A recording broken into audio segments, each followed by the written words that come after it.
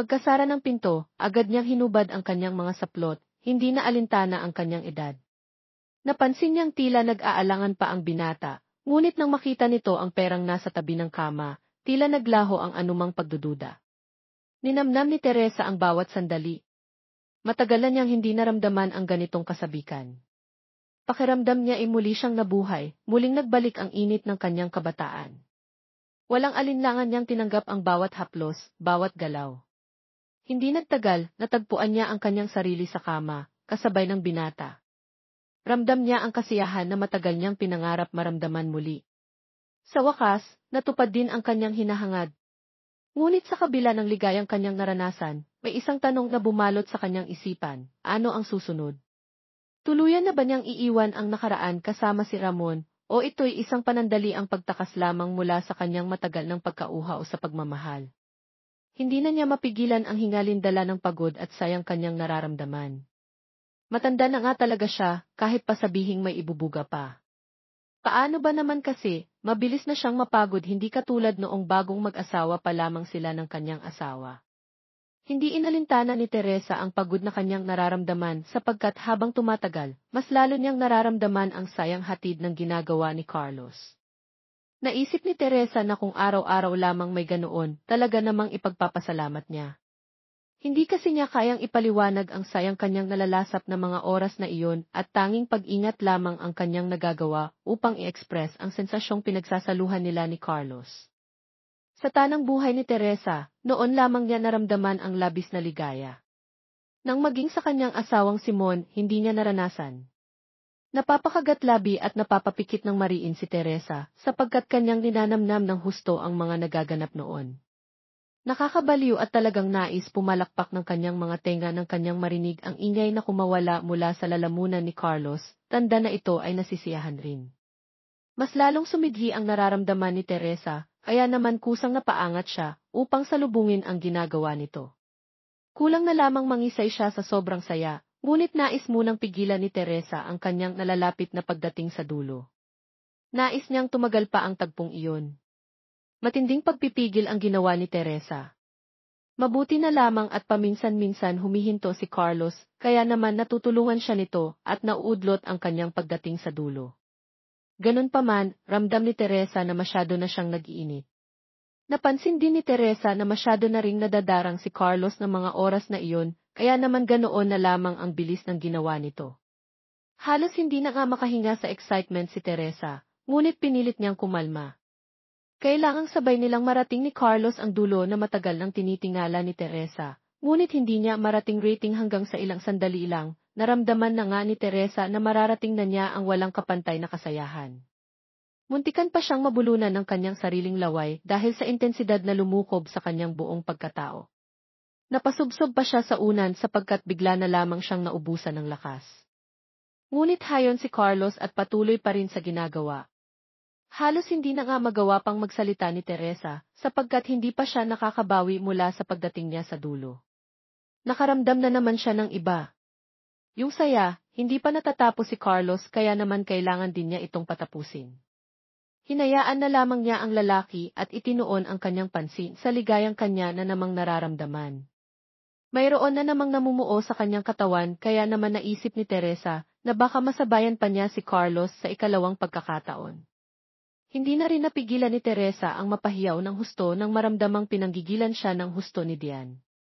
Marahas ang bawat ginagawa nito, gayunpaman nagustuhan naman iyon ni Teresa. Nakaramdam siya ng bahagyang sakit, ngunit iyon naman ang gusto niya. Pawis na pawis si Teresa ng mga oras na iyon, maging ang pawis ni Carlos ay humahalo sa kanyang pawis sa pagkakataong iyon. Mas nagustuhan ni Teresa ang mga nangyayari. Ramdam niya na ilang segundo na lang, mararating na muli niya ang dulo. Hindi nga nagkamali si Teresa sapagkat sa dalawang magkasunod na ginagawa ni Dian, tuluyang napapikit ang kanyang mga mata, tanda na kanya na namang narating ang dulo. Ilang segundo lang din at naramdaman din niya ang pagdating ni Dian sa dulo. Isang mahabang ingay ang pinakawalan nito. Lupaypay na napayakap sa kanya mula sa likuran si Dian at hinayaan lamang ito ni Teresa. Maging siya, napagod ng husto. Hindi muna gumalaw si Teresa, ngunit kanya namang inabot ang kanyang wallet.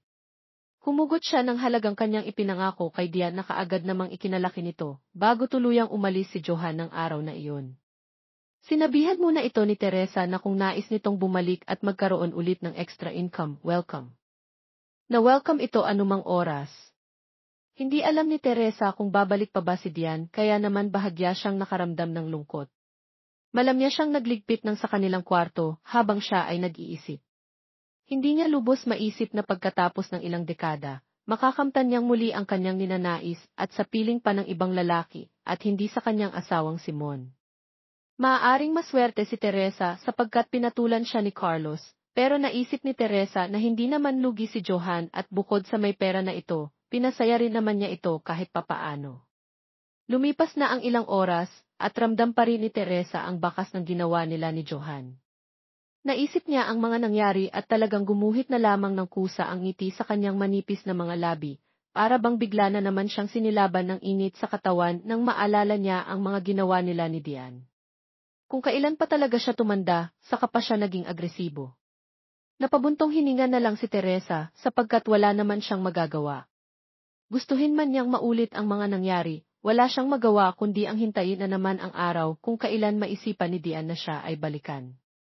Kinagabihan, pagkatapos magluto ng hapunan, hindi inaasahan ni Teresa na uuwi ang kanyang asawang si Mon. Ganoon na lamang ang init ng ulo ni Teresa, sapagkat hindi niya nagusto ang presensya ng kanyang asawa. Pinakita niya rito na naiinis siya sa pagmumukha nito, kaya hindi rin ito nagtagal doon at pinili na namang umalis.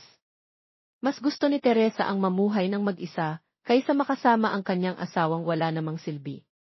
Kung sana pinapasaya rin siya nito, kahit na sa ibang paraan, di sana kahit papaano nakita niya ang halaga nito. Ngunit sadyang tamad na talaga ang kanyang asawa pagdating sa bagay na makapagpapasaya kay Teresa na hindi nga ito nangahas na kapain man lang ang bagay na iyon sa kanya.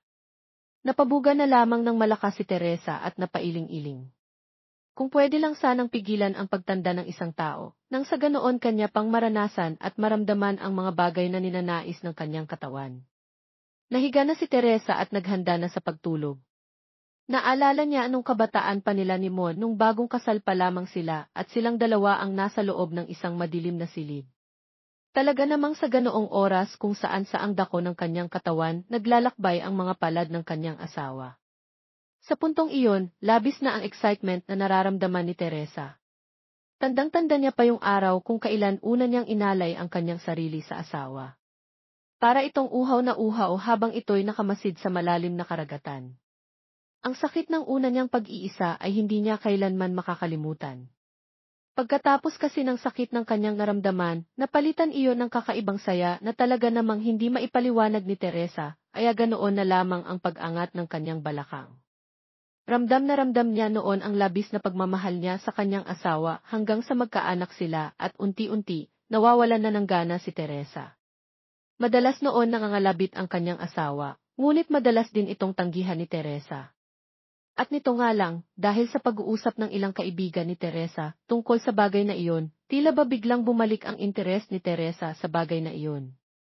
Ngunit huli na ang lahat sapagkat hindi na iyon kayang ibigay pa ni Mon sa kanya, kaya naman hindi naman siguro kasalanan kung hanapin ni Teresa ang bagay na hindi kayang ibigay ng kanyang asawa.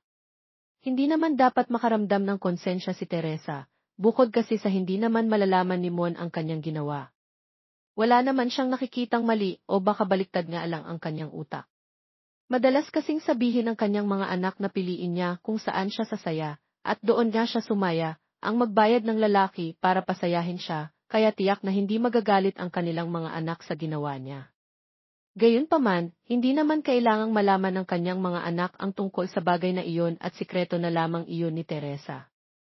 Sa dami ng iniisip ni Teresa, hindi niya na namalayang tuluyan na pala siyang nakatulog.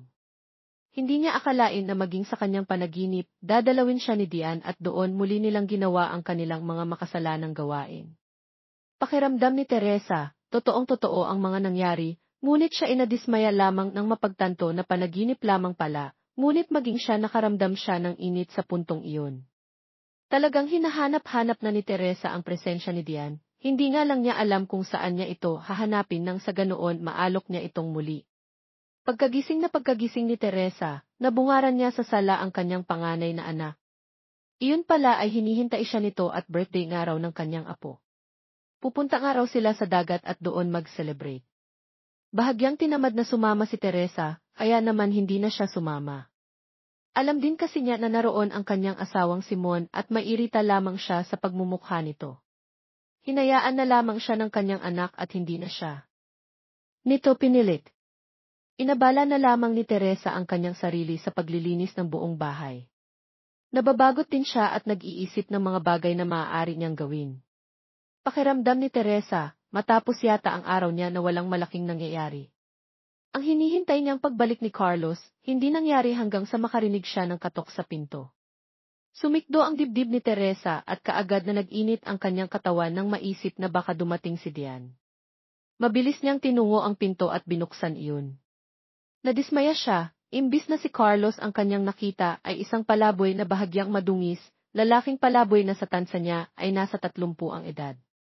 Tinitigan ng maigi ni Teresa ang palaboy. Madungis ito ngunit may taglay na kalakihan ng katawan. Hindi na malaman ni Teresa kung ano na nga ba ang tumatakbo sa kanyang isip at talagang iyon pa ang kanyang naisipan. Nanghihingi lang naman ng pagkain ang palaboy, ngunit kanya itong pinapasok hanggang sa sinabihan niya itong maligo at gusto nga niyang makitang malinis ang lalaki. Masunuri naman ito at mukhang matino naman ang pag-iisip. Naligo nga ito kaya naman kinuhanan niya ito ng damit ng kanyang asawa na kaagad naman itong isinuot. Nang matapos sa paliligo, nakita niyang malinis na nga ang lalaki. Hindi naman kakaiba ang mukha nito para sa ordinaryong tao lamang, ngunit kapansin-pansin talaga ang malapad at matipuno nitong dibdib. Napakagatlabi na lamang si Teresa at inalok ng kumain ang lalaki. Pilya talaga ang mga pumapasok sa isip ni Teresa nitong mga nakaraang araw. Papayag kaya ang lalaki kapag pinakain niya ito ng marami? Halos hindi na makapaghintay si Teresa na matapos sa pagkain ang lalaki.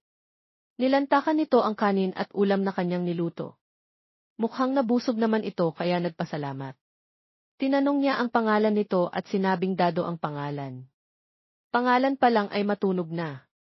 Hindi alam ni Teresa kung paano niya aalukin ang lalaki sa kanyang balak. Ngunit kalaunan naglakas loob siyang sabihin na kung marunong ba itong magpaligaya ng babae. Mukhang matalino naman ang palaboy na si Dado at nakuha nito ang ibig niyang sabihin. Sinabi pa nga nito na kaya niyo ba ako pinaligo muna maam? Dahil sa tanong na iyon, alam ni Teresa na mapapapayag nga niya ang lalaki. Mukhang umaayon sa kanya ang lahat at pumayag nga ang lalaki. Hindi naman nakakadiri, malinis naman ang lalaki. Amoy shampoo na rin ang hanggang balikat nitong buhok kaya naman ayos na iyon kay Teresa. Hindi na siya nag-abala pang dalhin sa kanilang silid mag-asawa ang palaboy na si Dado. Para itong asong maamo na sinusunod ang lahat ng sasabihin ni Teresa. Pakiramdam ni Teresa, isa siyang birheng sinasamba ng lalaki. Pakiramdam niya napaka-espesyal niya ng mga oras na iyon. Walang pangingimig ginawa ng lalaki ang bagay na makapaghahatid sa dulo kay Teresa. Napapakagatlabi na nga siya, wala siya halos masabi sapagkat kakaiba ang paraan ni Dado, mas nakaka-excite at mas nagugustuhan niya iyon. Kung dinala siya ni Dian sa dulo, ay tiyak na hindi lang doon siya dadalhin ni Dado. Walang pag-aalinlangan at hindi man lang ito nandidiri, iyon ang gusto ni Teresa, lalaking hindi man didiri sa kanya. Alam niyang si Dado na iyon. Kung kinakailangang ampunin niya si Dado para lamang tugunan ang kanyang mga pangangailangan, gagawin niya para lamang sumaya ang bawat araw at gabi niya. Sa isang iglap lamang natagpuan ni Teresa ang kanyang sarili na nakahiga sa kusina habang walang tigil sa pagbanggit ng pangalang Dado. Hindi kasi niya malaman kung anong sasabihin at talagang nababaliw siya. Wala siyang pakialam kung magsisisigaw pa siya roon sa loob ng kanyang bahay. Hindi niya ramdam ang pagod sapagkat nangingibabaw ang sayang hatid ni Dado.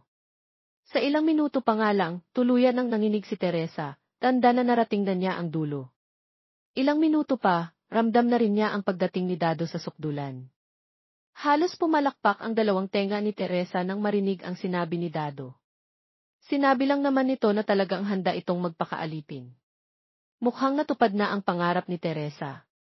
Si Dado na ang sagot sa mga dasal niya.